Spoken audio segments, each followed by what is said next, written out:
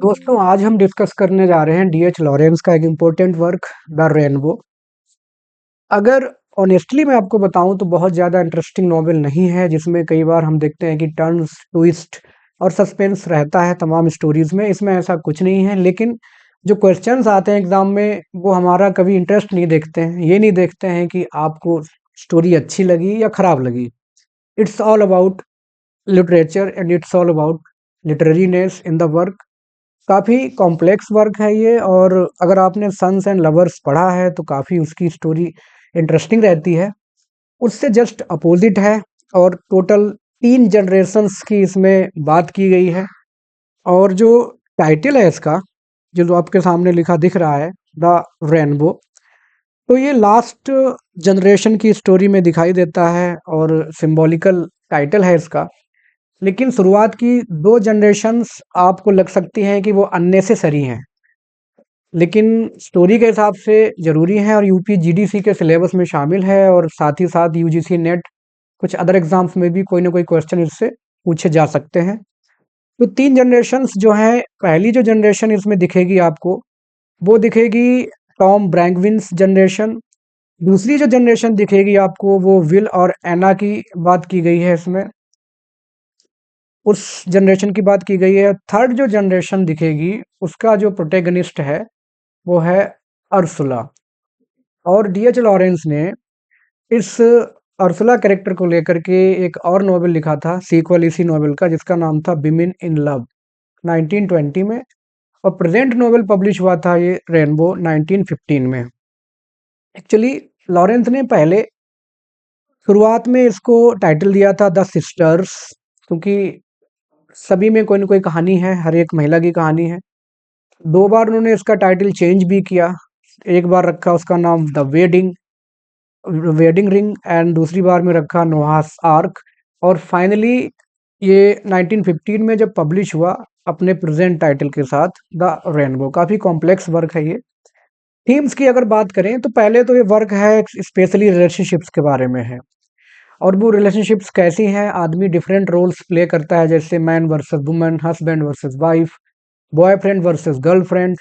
और इसके अलावा जो थीम्स हैं इसमें, वो individual versus society, agriculture versus industry, rural versus urban, gender roles and quest for spiritual meaning, knowledge versus experience, इन सारी थीम्स को इस पूरे नॉवेल में कवर किया गया है डीएच लॉरेंस के द्वारा।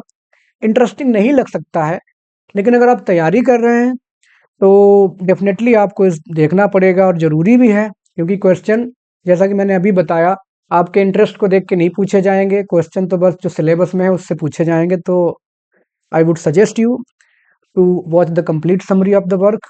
देखते हैं कैरेक्टर्स को।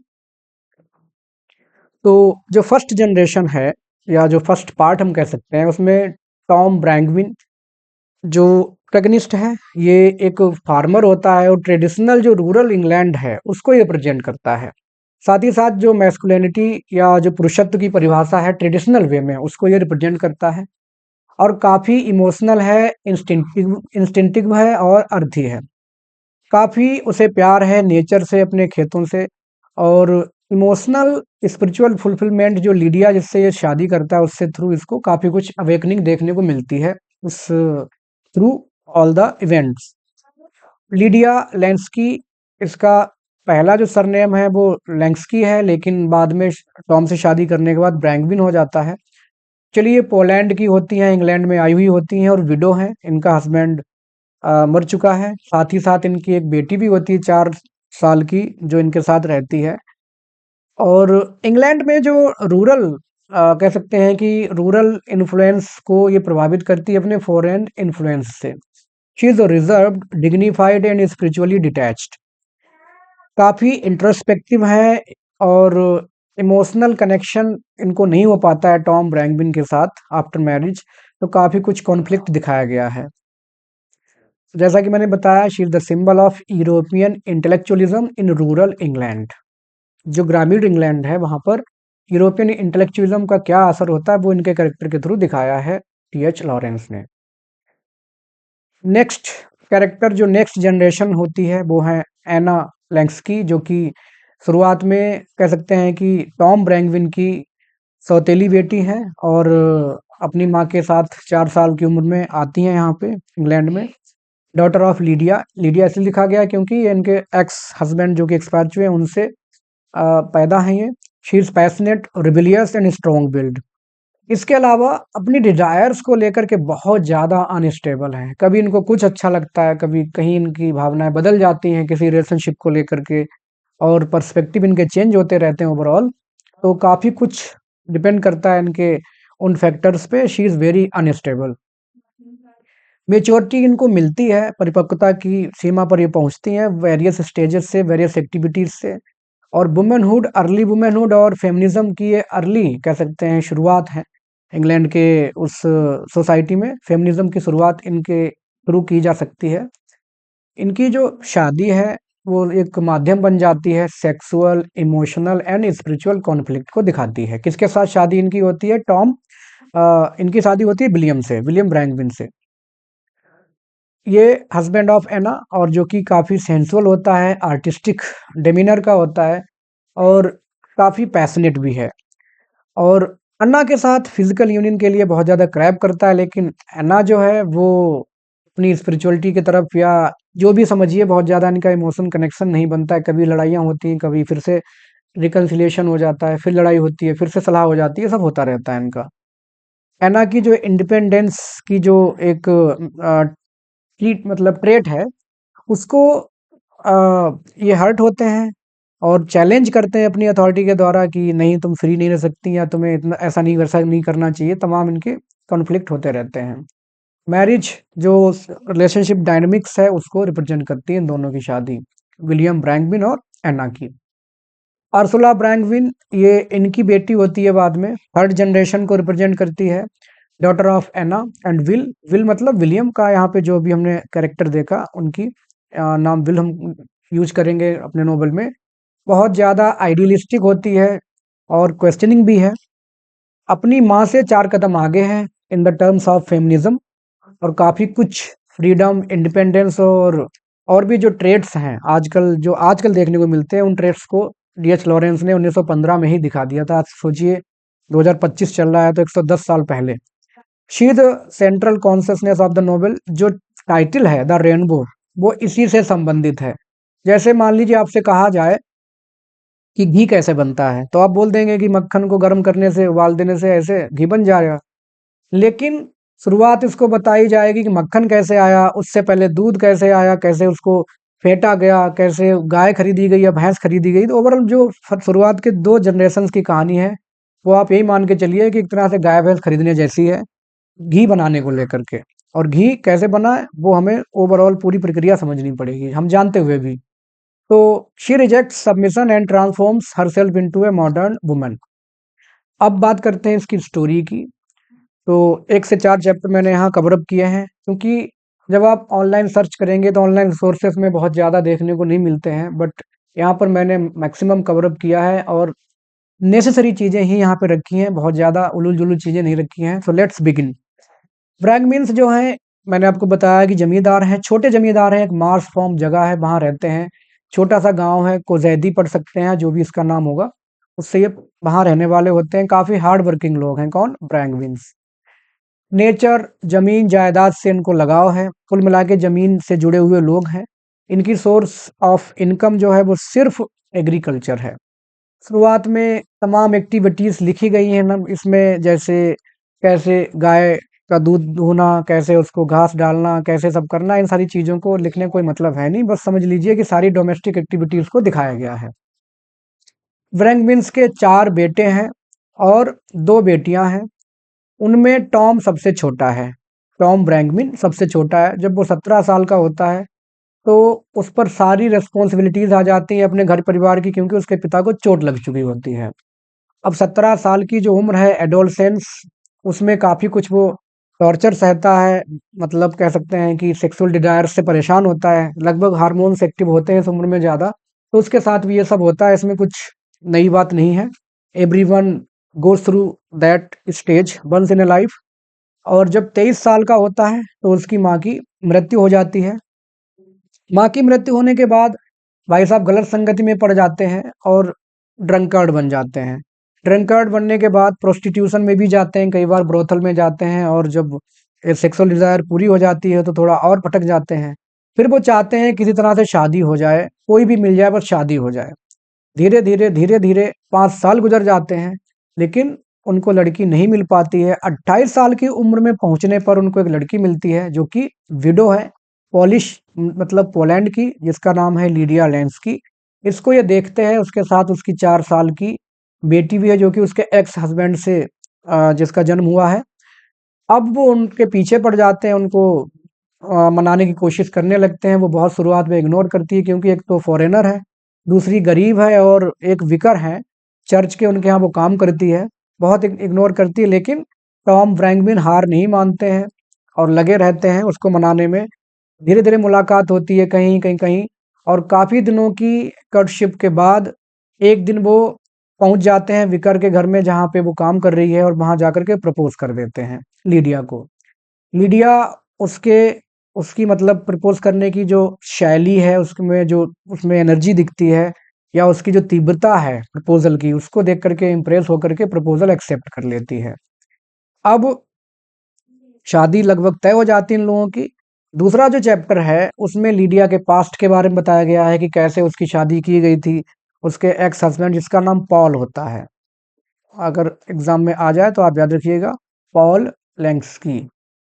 तो इस तरह से मतलब ये NKSY है, जो भी है देख लीजिएगा, लेंस्की लिखा हुआ है।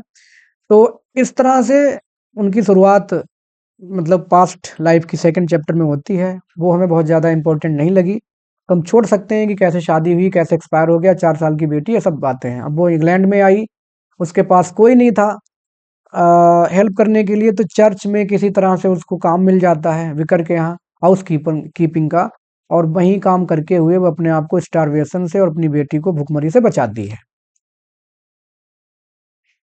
टॉम को मिलने के बाद जब मीटिंग्स हुई थी प्रपोजल से पहले की, तो उसे लगा कि उसके अंदर अभी भी कुछ फीलिंग्स हैं, मीन्स जो प्यार की भावनाएं हैं अभी भी बरकरार हैं।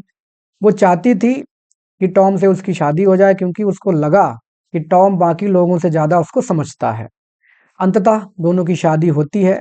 शादी जब होती है तो बहुत ज़्यादा हल्ला नहीं हो रहा है, क्योंकि टॉम की आदत है ड्रंकननेस की, उसको वो अपनी ड्रिंकिंग डिज़ायर को कंट्रोल करके शादी करता है। तो एक तरफ एडिक्शन को कंट्रोल किए हुए एक तरफ शादी कर रहा है, तो बहुत ज़्यादा वो शादी में एंजॉय नहीं कर पाया। अब मैरिज जब हो गई है, यहाँ पे मेड होना चाहिए था। Marriage made a great change in Tom Brangwen. हर बार वो आता था लिडिया के पास और बहुत उम्मीदें लेकर आया करता था कि लाइक एक्सपेक्टिंग वैलेंट बिहेवियर, या जो भी समझिए, मतलब with the hope of sexual union. लेकिन लिडिया का कैरेक्टर पहले से ही रिजर्व रहता है, वो बहुत ज़्यादा ध्यान देती नहीं, दोनों के बीच में बहुत कम बात होती है। लेकिन वो जब भी आता है उसकी तरफ उम्मीद लेकर के, ये भी 2 बार हो गया है, जब भी उसके पास आता है तो बहुत ज़्यादा इच्छाएँ लेकर के आता है, हर बार उसकी इच्छाएँ अनसैटिस्फाइड रह जाती हैं, क्योंकि लिडिया का जो कैरेक्टर है, वो रिज़र्व्ड और स्पिरिचुअल टाइप का है, और ये थोड़ा-सा वायलेंट, और कह सकते हैं कि जो मैस्कुलिनिटी है, ट्रेडिशनल मैस्कुलिनिटी की, जिसको अपने आप को सुपीरियर साबित करना है महिला के सामने, इस टाइप के माइंडसेट रह कर के चलता है। ये लिडिया को इमोशनली कनेक्ट करने की कोशिश नहीं करता है। इसी मामले में ये दोनों की शादी फेल होती दिखती है। अब लिडिया चली जाती है, याद करती है अपने पुराने दिनों को, स्पेशली अपने बचपन को याद करती है, अपने पापा को याद करती है। कोई भी महिला है, लड़की है, तो उसको उसके लिए उसके पापा का एक स्पेशल स्थान होता है उसकी ज़िंदगी में, तो बस उसी हिसाब से वो याद करती है, पोलैंड में अपने गुज़ारे हुए अच्छे दिनों को याद करती है। और उसकी आँखों में एक अलग ही एक्सप्रेशन होता है। उसको लगा था कि टॉम बहुत अच्छे से उसको रखेगा, लेकिन टॉम कहीं न कहीं फ़ेल हो गया है उसको इमोशनली कनेक्ट करने में, ऐसा वो सोचता है। अब दोनों की शादी जो है वो लव हेट रिदम पे चलने लगती है। टॉम भी लिडिया को समझ नहीं पाया और लिडिया टॉम को नहीं समझ पा रही है। दोनों, एक तरफ लिडिया अपने पास्ट को भूलने में असमर्थ है, क्योंकि वो कंपेयर करती है बार-बार पॉल से कि कैसे तो पॉल कैसा था, कैसे कितना उसको प्यार करता था, और टॉम जो है वो गाँव का है, ग्रामीण है, और बहुत ज़्यादा उसकी आदतें अलग हैं, तो कंपैटिबिलिटी उतनी ज़्यादा नहीं है जितनी होनी चाहिए थी। फिर भी किसी तरह दोनों अपनी शादी को बरकरार रखते हैं। टाइम बीतता गया है, और लीडिया जो है वो प्रेग्नेंट हो जाती है। प्रेग्नेंट होने से उनके बीच में दूरी और बढ़ जाती है, फिजिकल सेंस में कहेंगे तो। अब कुछ मंथ्स जो प्रेगनेंसी के लास्ट मंथ थे उसमें वो पूरी तरह से भूल गई थी कि टॉम भी है उसकी ज़िंदगी में। और इस तरह की बातें टॉम को बहुत ज़्यादा हर्ट करने लगी।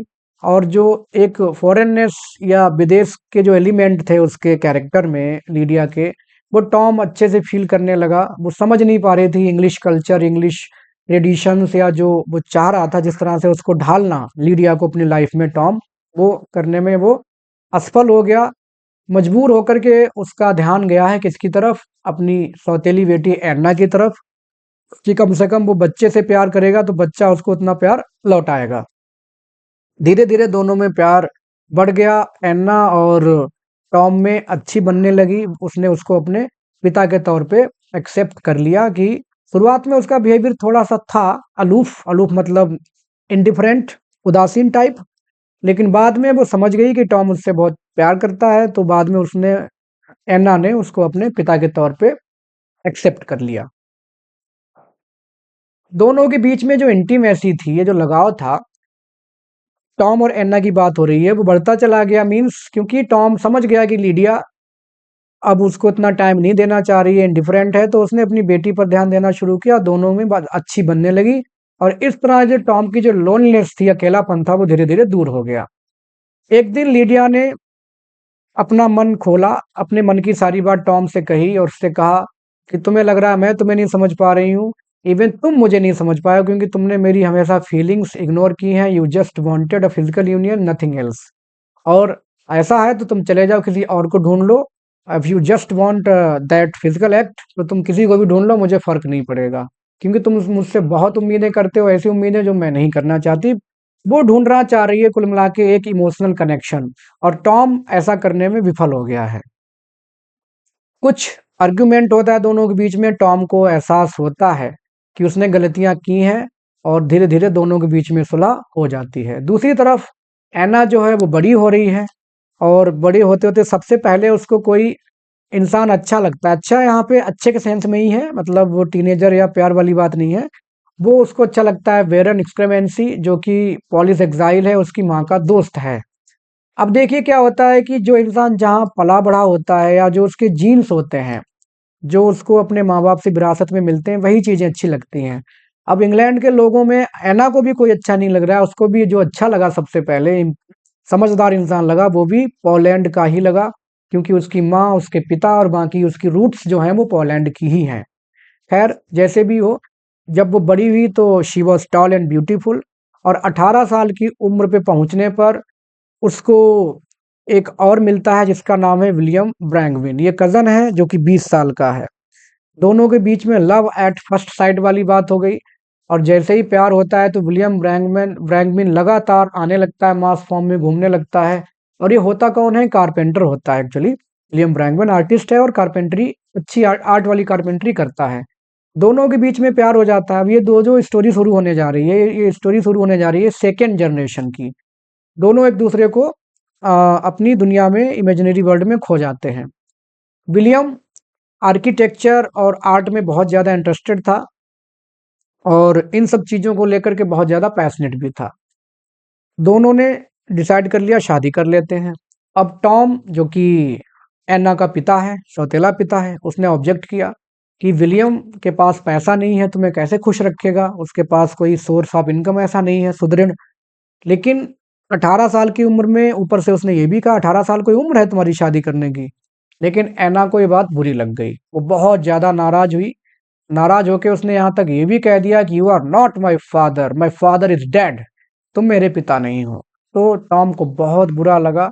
लेकिन टॉम बहुत समझदार है इस मामले में, उसने कहा चलो जो भी है, बेटी की खुशी के लिए उसने अपनी जिद छोड़ दी, और दोनों की हेल्प करने की जो है डिसीजन लिया, टॉम और एना और विलियम का।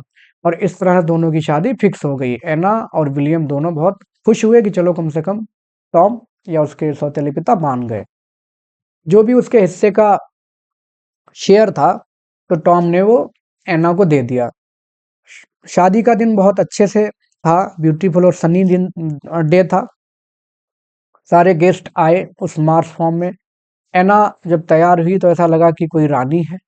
और उस दिन टॉम ने पहली बार सब गेस्ट के सामने एक स्पीच दिया, और स्पीच था इम्पोर्टेंस ऑफ मैरिज। शादी करने के बाद कपल चले गए अपने उसी टूटे फूटे कॉटेज में, और कुछ दिन बहुत अच्छे से गुजरे, क्योंकि दोनों ही एक दूसरे में खोए हुए थे। 18-20 साल की उम्र है, तो बहुत ज़्यादा मेच्योरिटी नहीं है। फिजिकली एक दूसरे को एकदम अट्रैक्ट थे, और फीलिंग्स अंडरस्टैंडिंग बहुत ज़्यादा नहीं है। तो बस कुल मिला के जो शुरुआत के दिन बहुत अच्छे से गुजरे, और सब कुछ ठीक चल रहा था। अब पहला झगड़ा हुआ है कब? जब एना ने डिसाइड किया कि एक टी पार्टी की जाए जिसमें सारे गेस्ट बुलाए जाएं, और वो चाहती थी कि विलियम, अब बहुत हो गया हनीमून पीरियड, विलियम बाहर निकले, कुछ कमाए धमाए, कुछ अपने घर का खर्चा निकाले। लेकिन विलियम जो है वो एकदम छोटे बच्चे की तरह एकदम एना की शैडो बन के रहना चाह रहा था, उसके पीछे पीछे घूमता था। और ये बात एना को अच्छी नहीं लगती थी। वो नहीं चाहती थी कि बस हम सिर्फ टाइम स्पेंड करें सिर्फ इन्हीं एमोरस एक्टिविटीज में, ये अच्छी नहीं है। कुल मिला के वो उसके अंदर थोड़ी मेच्योरिटी आ गई यहाँ पर। वो चाहती थी कि ये बाहर निकले और कुछ कमाए और अपना इकोनॉमिक स्टेटस ऊंचा करे, क्योंकि शादी के वक्त ही इसके एना के पिता टॉम ने मना किया था कि विलियम के पास कोई सोर्स ऑफ इनकम नहीं है। दूसरी तरफ विल के पास अपनी एक स्पिरिचुअल थिंकिंग है, जिसमें वो चर्च की बिल्डिंग्स के बारे में बात करता है, क्रिश्चियन मिथ्स और लेजेंड्स की बात करता है। अन्ना को ये सब अच्छा नहीं लगता है, वो उसकी मजाक बनाने लगती है। और जब एना इसकी मजाक बनाती है तो विलियम को बहुत बुरा लगता है। और धर्म एक ऐसा मैटर है जो चाहे कहीं भी हो, अपने यहाँ ही देख लीजिए, जब भी धर्म की बात होती है तो लोग लड़ने को तारू हो जाते हैं, एक दूसरे को गाली गलौच मारने को तारू हो जाते हैं। तो विल को भी अच्छा नहीं लगता था जब अना उसकी मजाक बनाती थी। टाइम गुजरता गया, और एना को यह एहसास हो गया कि वो दोनों अपोजिट्स हैं। विलियम और एना के बीच में कंपैटिबिलिटी बिल्कुल नहीं है। जैसा कि टॉम और लीडिया को लगा था, वैसा ही एना और विल को लग रहा है। हालांकि विल को नहीं लगा, एना को ज्यादा लग रहा है। लेकिन जब भी लड़ाई होती थी तो जीतती एना ही थी। एना डोमिनेट थी इसके विल के ऊपर।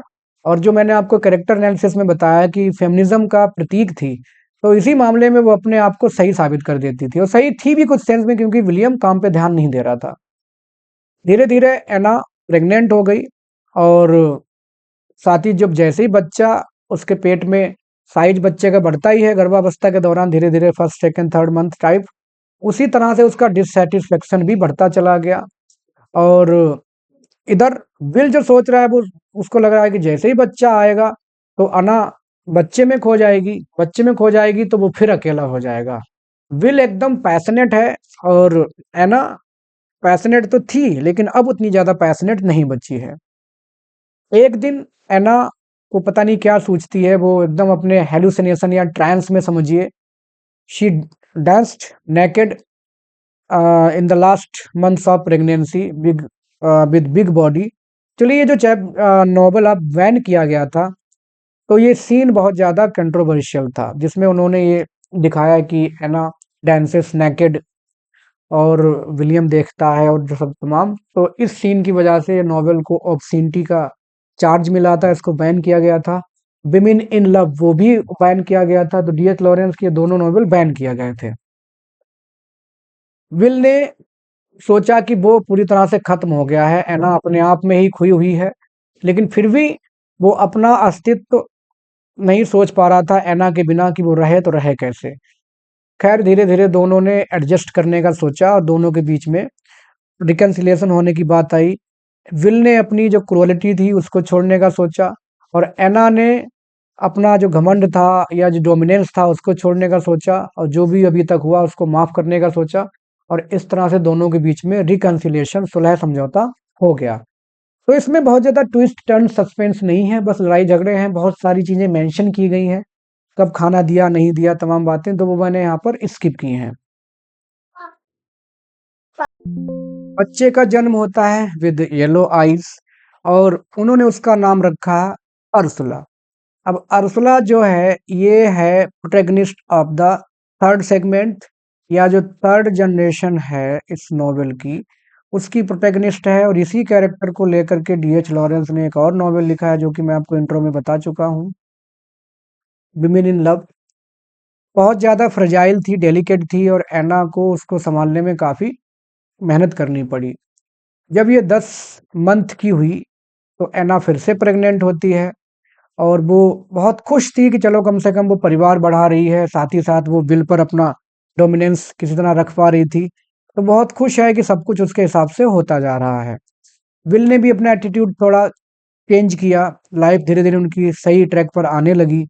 उसने अपनी स्मोकिंग, ड्रिंकिंग और जो भी स्पिरिचुअल सुपीरियरिटी वाली बात थी वो दिखानी छोड़ दी, कुल मिला के एडजस्ट करना शुरू किया। प्यार और रिस्पेक्ट दोनों के बीच में फिर से आ गया, और विल को अर्सला अपनी बेटी से बहुत प्यार था। बच्चे उनके और भी हुए, सेकंड बेबी, थर्ड बेबी, कई सारे बच्चे हुए, लेकिन सबसे ज़्यादा उसे प्यार हुआ, वो हुआ अपनी सबसे बड़ी बेटी अर्सुला से। कुल मिला के इनके 4 बेटियाँ हुई थी, 4 डॉटर्स, 4 बेटियाँ थीं इनके, अर्सुला और गुडरन, 2 का नाम मेंशन नहीं किया गया है तो हम छोड़ देते हैं। अर्सुला ही उसकी सबसे ज़्यादा फेवरेट बच्ची बन गई। विल अर्सुला के साथ खेलते हुए अपने बचपन को याद करने लगा। और भी बच्चे पैदा हुए, लेकिन अर्सुला अभी भी फेवरेट थी। इसके अलावा दोनों के बीच में जब प्यार और रिस्पेक्ट बढ़ा, तो एना और विलियम के बीच में फिर से वही टीनेजर वाली बातें आ गई, जब उन्होंने 18 और 20 साल में जो किया था, फिर से वो सब करने लगे। और एक बार तो मान के चलो, विल अपनी सारी रिस्पॉन्सिबिलिटीज़ भूल गया था अपनी लड़कियों के प्रति, उसकी क्या रिस्पॉन्सिबिलिटी है।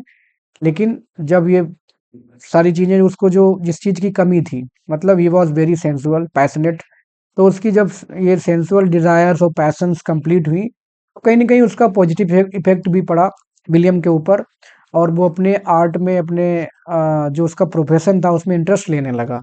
तो कुल मिला के उससे पैसा आने लगा, इनकी इकोनॉमिक कंडीशन सुधरने लगी। एना की शादी के बाद टॉम की कहानी है थोड़ी-सी। टॉम बूढ़ा हो चुका था और जेंटलमैन फार्मर बन ही चुका था, पैसा था इनके पास, उनके 2 बेटे, बेटे का नाम भी टॉम रखा था, एक और बेटा था फ्रेड। ये दोनों खेती-किसानी का काम देखने लगे। टॉम बूढ़ा हो चुका था और थोड़ा फ्री हो गया। इज़्ज़त थी उसकी समाज में, एक अच्छा स्टेटस हो गया था। पहले से ठीक था, लेकिन अब और ज़्यादा ठीक हो गया। रेनी सीज़न में फ्लड आती है, और एक दिन टॉम ब्रैंगविन को क्या कुछ होता है कि वो वहाँ डूब के मर जाता है उस फ्लड में। और लीडिया लेंस्की, जो कि विडो थी पहले, फिर से बेचारी अपने आप को विडो पाती है, विडो और अलोन। अब जो ग्रैंड डॉटर्स हैं वो आने लगती हैं, ग्रैंड डॉटर्स के पास आने लगती हैं उसके बुढ़ापे में सहारा देने के लिए। खास तौर पर के अर्सुला आती है, और अर्सुला ही उसकी फेवरेट कह सकते हैं पोती थी। वो उससे कई सारे टॉपिक्स पे बात करती थी। अब वो लीडिया उसको अपना पास्ट बताया करती थी कि मैं कैसे थी कभी, और यहाँ कैसे मेरी शादी हुई, मुझे पॉल ज़्यादा अच्छा लगता था कि टॉम ज़्यादा अच्छा लगता था। ये सारी बातें अपनी दादी से वो सुना करती थी, पोलैंड के बारे में ओवरऑल। हालाँकि ये लोग तो इंग्लैंड के रह चुके हैं अब, लेकिन पोलैंड की कहानी भी सुनाया करती थी। इधर अर्सुला सबसे बड़ी होने की वजह से उसके ऊपर बहुत सारी रिस्पॉन्सिबिलिटीज़ आ गई थी। उन रिस्पॉन्सिबिलिटीज़ में था अपनी बाकी बहनों को स्कूल ले जाना, उनको साथ लाना। लेकिन वो पढ़ाई-लिखाई को लेकर के बहुत ज़्यादा पैशनेट थी, नई चीज़ें सीखने में उसको इंटरेस्ट था। She was very intelligent and instructive as well. इसके अलावा उसका स्वभाव बहुत फ्री टाइप का था। उसको जो रेनबो टाइटल है इस नॉवेल का, आप मान के चलिए कि she had a strong dislike for authority. उसको ये पसंद बिल्कुल नहीं आता कि उसको कोई कहानी सुना के उसको अपना डोमिनेंस दिखाए, या उसको बेवकूफ़ बनाए, या उस पर अपना हक जताए, ये उसको बिल्कुल भी पसंद नहीं था। ये चीज़ें उसने, कुछ चीज़ें जैसे मिस्टिक टेम्पर और क्रिश्चियन मिथ्स के रिगार्डिंग जो कहानी या जो भी एलिमेंट्स थे, उसने ब्रैगविन से इनहेरिट किए थे, अपने दादा-दादी से और अपने बाकी खानदान से। अपने रिलीजियस टेम्पर के अलावा वो ये जानती थी, प्रैक्टिकली इतना होशियार थी वो। ऐसा नहीं है कि ऐना की जैसी हो जिसको पता ही नहीं है कुछ प्रैक्टिकली इतना ज़्यादा। वो इतना जानती थी कि रिलीजन और प्रैक्टिकलिटी दोनों चीज़ें अलग-अलग हैं, और इनको हर तरफ आप मिला नहीं सकते। रिलीजन अपनी जगह और प्रैक्टिकल एस्पेक्ट अपनी जगह। बड़ी हो गई धीरे-धीरे, पढ़ाई-लिखाई में तेज़ थी। एक दिन उसको मिलता है एंटन स्क्रेमेंसी, जो कि उसके who was the son of her grandmother's friend. Friend जो शुरुआत में जिसको एना सबसे पहले प्रभावित हुई थी, उन्हीं का ये बेटा है और ये इनको अच्छा लगने लगा किनको अर्सुला को। दोनों के बीच में मीटिंग होते ही प्यार शुरू हो गया और तमाम घूमने लगे, कहीं चाय पीने जा रहे हैं, कहीं पार्क में जा रहे हैं, कहीं नदी में जा रहे हैं, कहीं कॉलेज जा रहे हैं। तमाम एक्टिविटीज़ करते हुए उनके बीच में धीरे-धीरे जो फीलिंग्स ऑफ लव हैं वो ब्लॉसम होने लगी धीरे-धीरे बहुत ज़्यादा। अब एक बार ऐसा तक आ गया कि दोनों एक-दूसरे के बिना रह नहीं पा रहे हैं। अब आप ये समझिएगा, ये जो फीलिंग्स हैं ये फिर से वही हम कह सकते हैं कि 18 और 20 साल वाली फीलिंग्स हैं, क्योंकि उर्सुला उस समय सिर्फ 17 साल की है। She is only 17 years old. अब जब फीलिंग्स ज़्यादा आगे बढ़ी ज़्यादा आगे बढ़ी तो दोनों का जो लव था it was consummated, means they had that sexual act.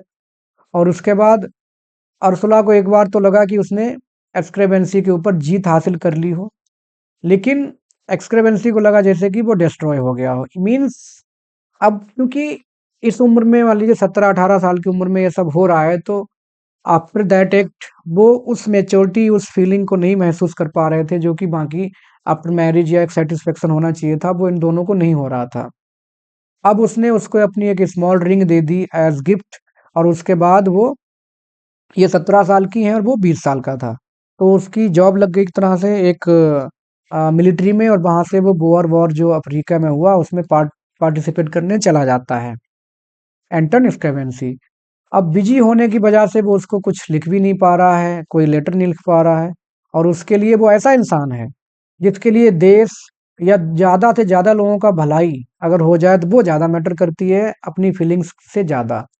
इसलिए वो अपनी ड्यूटी के लिए चल दिया। अर्सला जब उसको सी ऑफ करने गई तो उसको बहुत उसका बिहेवियर, एक्सक्रेवेंसी का बिहेवियर बहुत ज़्यादा इंडिफरेंट, अजीब लगा। जैसे उसको लगा कि उसने उसको यूज़ किया और छोड़ दिया हो। जैसे यूज़ एंड थ्रो जो आजकल का ट्रेंड चल रहा है कि आजकल लोग बहुत ज़्यादा सीरियस नहीं होते रिलेशनशिप में। तो अर्सला को लगता है कि एक्सक्रेवेंसी ने मुझको यूज़ किया और उसने अब मेरे पे ध्यान नहीं दे रहा है। अब जब वो चला गया, फिर भी अर्सला अभी भी उस डिज़ायर से अपने आप को परेशान कर रही है। वो चाहती है कि वो आए फिर they again they could have that sexual act, लेकिन स्क्रेवेंसी कहीं भी नहीं था उसको कंसोल करने के लिए क्योंकि वो अफ्रीका जा चुका था अपनी ड्यूटी पर। अब अर्सला डिप्रेशन में चली गई और इसकी स्टडीज़ भी प्रभावित होने लगी, तो करे क्या? दूसरी तरफ इसी समय उसकी टीचर थी एक मिस एंगर, वो उसको अच्छी लगने लगी और दोनों के बीच में कुछ समय के लिए एक रिलेशनशिप भी हो गई और वो रिलेशनशिप थी लेस्बियन रिलेशनशिप। और टाइम बीतने के साथ-साथ उसका चार्म भी खत्म हो गया और दोनों के रास्ते अलग हो गए। अब अपनी मैट्रिकुलेशन की पढ़ाई करने के बाद अर्सला वापस आती है, उधर स्क्रेवेंसी अफ्रीका जा ही चुका था। वापस जब आती है तो उसके अपने माँ-बाप का बिहेवियर बहुत अजीब लग रहा था। कौन है इसके माँ-बाप? विलियम और एना। क्योंकि जो कुछ भी अर्सला कहती थी उसको वो सुनते नहीं थे। इसके अलावा घर में कई बच्चे हो चुके थे और उन बच्चों में अ, ये अपने आप को प्राइवेट जो प्राइवेसी चाहिए वो नहीं मिल पा रही थी, इमोशनल सपोर्ट चाहिए माँ-बाप से वो नहीं मिल पा रहा था। और एना एक तरफ बच्चे हैं और बाकी फिर से प्रेग्नेंट है, तो ये बड़ा अजीब उसको लग रहा था। दूसरी तरफ विलियम ने बहुत सारे व्यवसाय किए, बहुत सारे हाथ पैर इधर-उधर मारे लेकिन हर जगह वो फेल हो रहा था। तो उर्सुला दूसरी तरफ अपने बॉयफ्रेंड स्क्रेवेंसी की यादों में ही अपने आप को किसी तरह से गुज़ारा कर रही है, किस कैसे उसका गुज़ारा होता रहे, टाइम काट रही है। दूसरी तरफ उसकी जो रिलेशनशिप थी मिस एंगर के साथ, वो होने से स्क्रेवेंसी सिर्फ़ एक याद बन के रह चुका था। अब उर्सुला चाह रही है कि अब उस घर से निकले, उस बिहेवियर से निकले, तो उसने कहा कि वो स्कूल मिस्ट्रेस बनना चाहती है। और वो क्यों बनना चाह रही थी? वो चाहती थी कि मैं जाऊँगी, पढ़ाऊँगी, गरीब बच्चे होंगे, उनको मैं इस तरह से दिखाऊँगी कि वो मुझे प्यार करने लगेंगे, ऐसा सोच के वो जा रही थी। तो इस आइडिया को उसकी माँ एना और उसके पिता विलियम दोनों ने ही अपोज़ किया। उन्होंने कहा नहीं ये अच्छी जॉब नहीं है और हमारा स्टेटस इतना भी गिरा हुआ नहीं है कि तुम ऐसे काम करो। लेकिन उर्सुला को इंडिपेंडेंट चाहिए थी, फ्रीडम चाहिए थी, तो मजबूरी में विलियम को हाँ करनी पड़ी। उर्सुला चाहती थी स्टूडेंट्स को अपनी पर्सनल मतलब कह सकते हैं कि इंडिविजुअल अटेंशन दे दे के क्या से क्या होगा, लेकिन ऐसा कुछ नहीं हुआ। बहुत जल्दी उसका भ्रम टूट गया और बड़ी मुश्किल से उसने अपने आप को वहाँ जॉब में बनाए रखा, क्योंकि ना तो स्टूडेंट्स और ना ही टीचर्स उसका सपोर्ट करते थे। शी वॉज जियर्ड, उसकी मजाक बनाई जाती थी, उसको डिस्क्रिमिनेट किया जाता था। टीचर्स, अथॉरिटी, सबके द्वारा प्रिंसिपल उसको पसंद नहीं करता था। लेकिन किसी तरह से उसने अपने कुछ समय जॉब में काटा, क्योंकि उसको घर से दूर रहना था। अब उसके पिता, जो कि बहुत सारा व्यवसाय आजमा चुके थे, एक दिन उनको सक्सेस मिलती है and he is appointed art and hard work instructor hand work instructor, which made Arsala proud of her father. उसको इनाम मिलता है उसके पिता को, तो उसकी बेटी अर्सला को बहुत अच्छा लगता है कि मेरे पिता कम से कम आगे सफल हो रहे हैं। अब उनका घर चेंज होता है। घर चेंज होता है तो वो कॉलेज ज्वाइन करती है। शुरुआत में उसको कॉलेज बहुत अच्छा लगता है।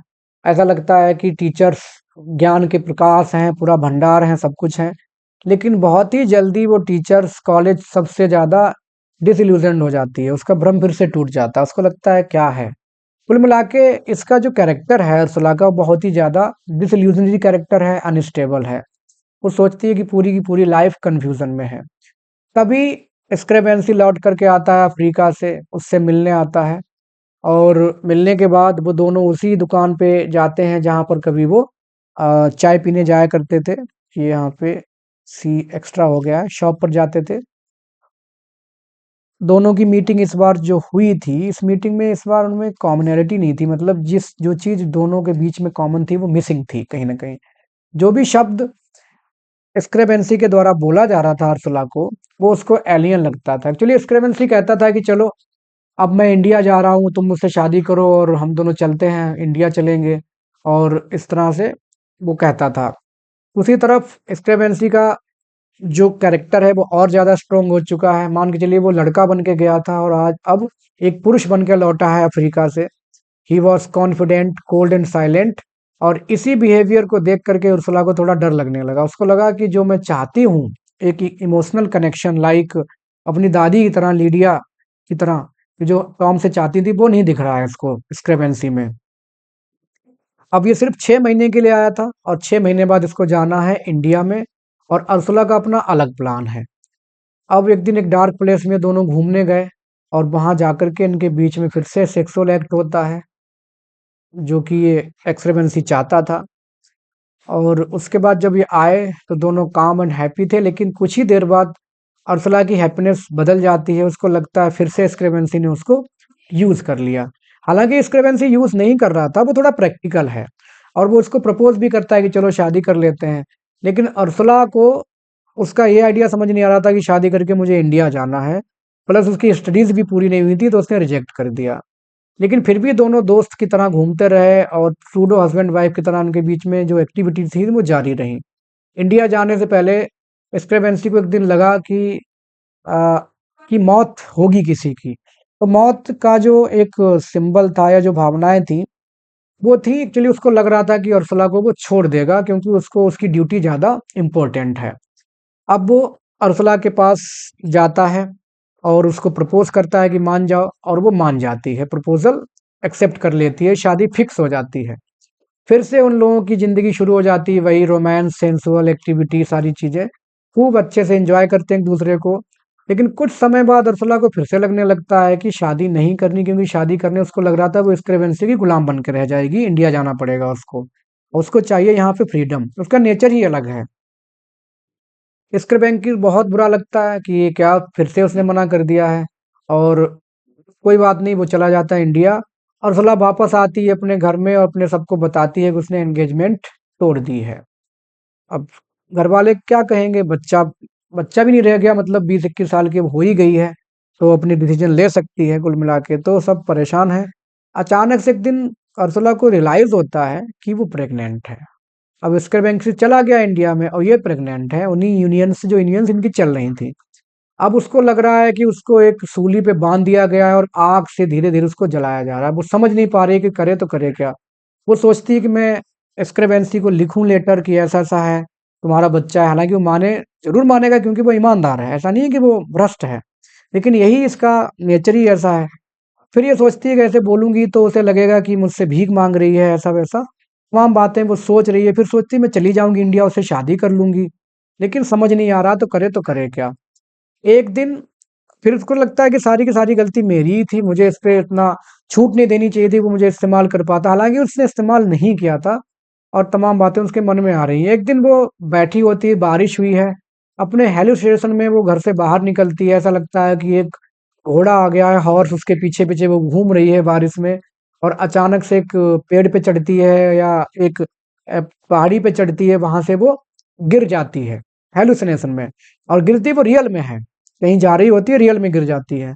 रियल में गिर जाती है तो उसको बहुत दर्द होता है, किसी तरह बड़ी मुश्किल से अपने घर में आ पाती है वो कराते हुए घर पे आती है, बीमार हो जाती है, और बीमारी में ही उसको हो जाता है अबॉर्शन। जो बच्चा पेट में था वो मिसकैरेज उसका हो जाता है।